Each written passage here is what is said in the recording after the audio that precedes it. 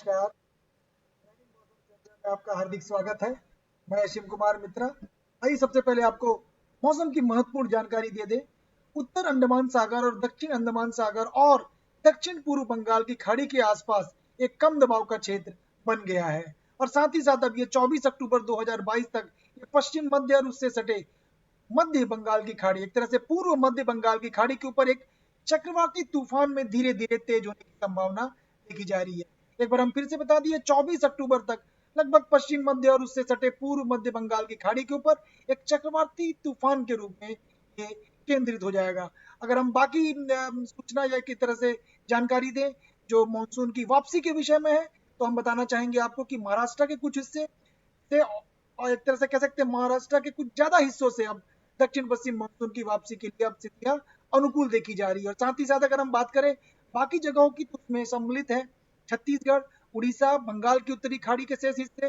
तो अगले 2 दिनों के दौरान हम कह सकते हैं तेलंगाना, आंध्र प्रदेश और एक तरह से यनम और बंगाल की खाड़ी के कुछ और हिस्से भी इसमें शामिल हो जाएंगे। तो एक तरह से मानसून की वापसी की भी स्थिति काफी आने वाले 1 से 2 दिनों के दौरान अनुकूल देखी जा रही है।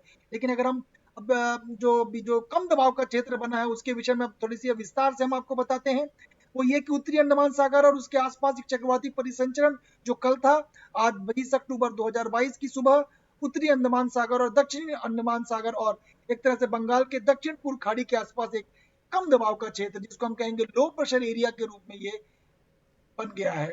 अगर हम इसकी जो आगे की हम अगर पूर्वानुमान के विषय में हमको आपको बताएं, तो पश्चिम उत्तर पश्चिम की दिशा में आगे बढ़ेगा, एक तरह से जिसको कहेंगे पश्चिम उत्तर पश्चिम की ओर आगे बढ़ेगा और 22 अक्टूबर के आसपास लगभग पूर्व मध्य और उससे सटे दक्षिण पूर्व बंगाल की खाड़ी के ऊपर एक डिप्रेशन का रूप ले लेगा 22 अक्टूबर को। और उसके बाद ये 23 अक्टूबर को एक डीप डिप्रेशन में केंद्रित होने की संभावना है।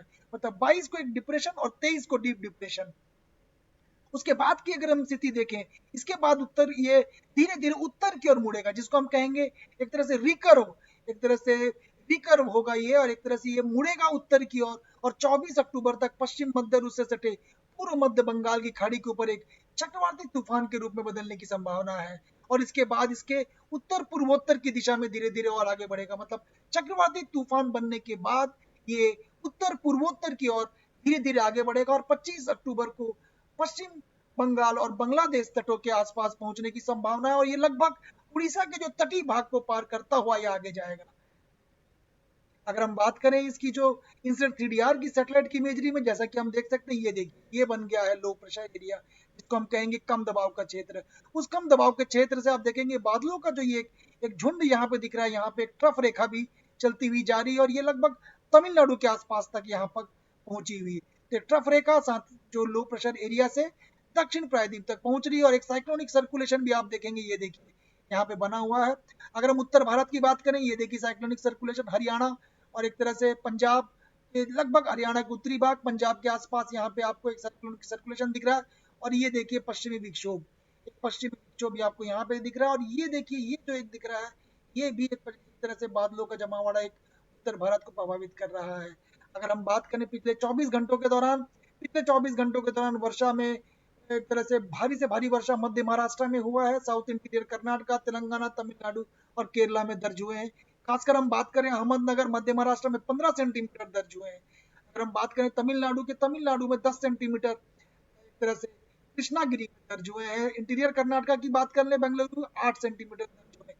केरला के एक तरह से वायनाड में 8 सेंटीमीटर और तेलंगाना के बात करें जनगांव में 8 सेंटीमीटर दर्ज हुई है।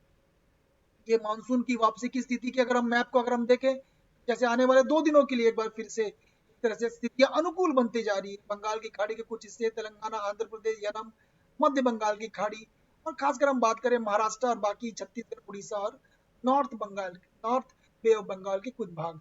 हम एक तरह से मछुआरों के लिए सलाह के लिए हम ये जो हम आपको चित्र दिखा रहे हैं, ये देखिए ये जो है हवाओं की जो अब जो स्थिति होने वाली स्क्वाली वेदर जिसको हम 40 से लगभग 50 किलोमीटर प्रति घंटे की रफ्तार से, उसके बाद इसकी जो 45 से 55 किलोमीटर प्रति घंटे की रफ्तार और हरे रंगों से जो दिखाया गया, ये 45 से 55 किलोमीटर प्रति घंटे की रफ्तार से दिखाया गया। तो इन जगहों को यहाँ पे इंगित कर रहे हैं, इन जगहों पे मछुआरों को खासकर सलाह दी जाएगी इन जगहों पे ना जाए।